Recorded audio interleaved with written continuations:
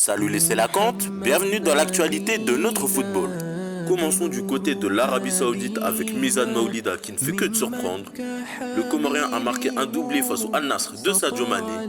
Dans un match fou, il a fini homme du match pour un score de 3-3. En continuant dans sa lancée, il est buteur d'ailleurs avec Al-Khouloud face à Al-Tawoun en Saudi Pro League.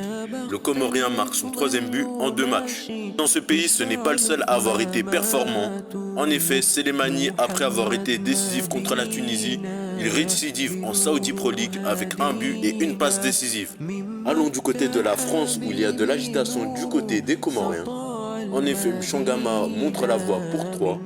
Kanto ouvre le score face au PFC Djihad Mohamed en Ligue 2 et contribue à la victoire 3-0 de l'Estac. Il lui aussi continue sur sa lancée.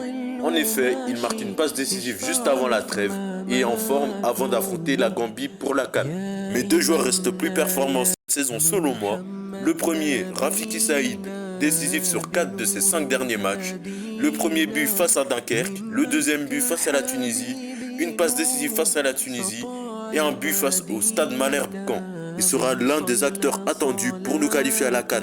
Le deuxième joueur le plus performant en ce début de saison est une véritable révélation depuis la saison dernière en équipe A, en sélection et en club. En effet, Yannick Pandor réalise un début de saison en feu. Le Comorien est auteur d'un clean sheet ce vendredi et augmente ainsi ses statistiques avec 10 matchs, 9 buts encaissés et 5 clean sheets.